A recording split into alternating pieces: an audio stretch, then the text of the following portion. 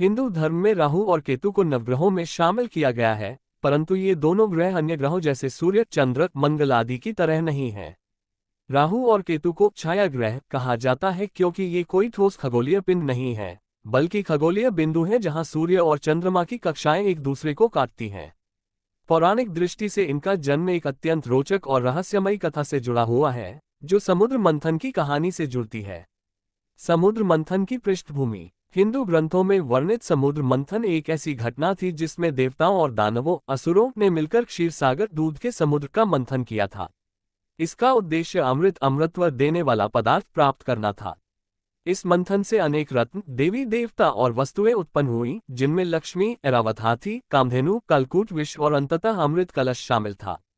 जब अमृत निकला तो देवताओं और असुरों के बीच संघर्ष की स्थिति बन गई, क्योंकि हर कोई अमृत प्राप्त करके अमर बनना चाहता था। इस संकट को हल करने के लिए भगवान विष्णु ने मोहिनी रूप धारण किया। मोहिनी अवतार और अमृत वितरण। भगवान विष्णु ने मोहिनी रूप में सभी को मोहित कर लिया। असुर भी मोहिनी के सौंदर्य में इतने अभिभूत हो गए कि उन्होंने बिना कोई विरोध किए अमृत का वितरण करने का अधिकार मोहिनी को दे दिया। मोहिनी ने चतुराई से केवल देवताओं को अमृत पिलाना शुरू किया और असुरों को वंचित रखा। राहु का जन्म। इसी समय एक चतुर असुर, जिसका नाम स्वर्णभानु था, उसने मोहिनी का भेद समझ लिया। वह एक ब्राह्मण का रूप धारण कर देवताओं की पंक्ति में चुपचाप बैठ गया और अमृत प्राप्त कर लिया। जैसे ही उसने अमृत को पिया, सूर्य और चंद्रमा ने उसे पहचान लिया और मोहिनी भगवान विष्णु को उसकी असलियत बता दी। भगवान विष्णु ने तत्काल सुदर्शन चक्र से उस असुर का सिर धड़ से अलग कर दिया। लेकिन तब तक वह अमृत पी चुका था, इसलिए वह मर नहीं सका। उसका सिर और धड़ अमर हो गए। राहु और केतु की उत्पत्ति। स्वर्णभानु के सिर को राहु और धड़ को केतु कहा गया। इस प्रकार राहु और केतु का जन्म हुआ। राहु वह है जो सिर मात्र है, बिना शरीर के, जो अत्यधिक लालची है, हमेशा ग्रसने निगलने की इच्छा रखता है, परंतु बिना शरीर के वह कभी तृप्त नहीं होता। केतु केवल धड़ है, बिना सिर के, जो आत्मा, मोक्ष और अध्यात्म से जुड़ा हुआ है। वह भौतिक इच्छाओं से ऊपर उठने की दिशा में प्रेरित करता है। राहु और केतु का खगोलशास्त्र में महत्व। खगोलशास्त्र में राहु और केतु को चंद्र और सूर्य की कक्षाओं के छाया बिंदु माना जाता है। जब चंद्रमा और सूर्य इन बिंदुओं के पास आते हैं, तभी सूर्य ग्रहण और चंद्र ग्रहण होता है।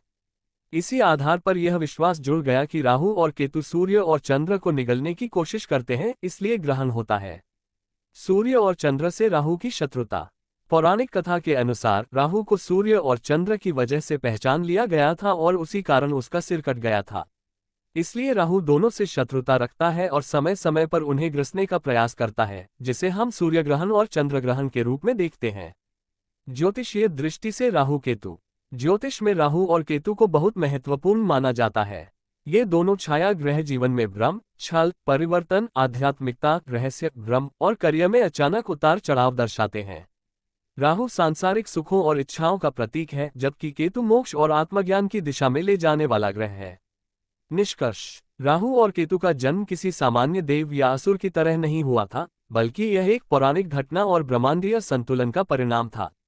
राहु और केतु की कथा हमें ये सिखाती है कि अमृतत्व, छल, बुद्धिमानी और ईश्वर की लीला कैसे ब्रह्मांड के अद्भुत संतुलन को बनाए रखती है।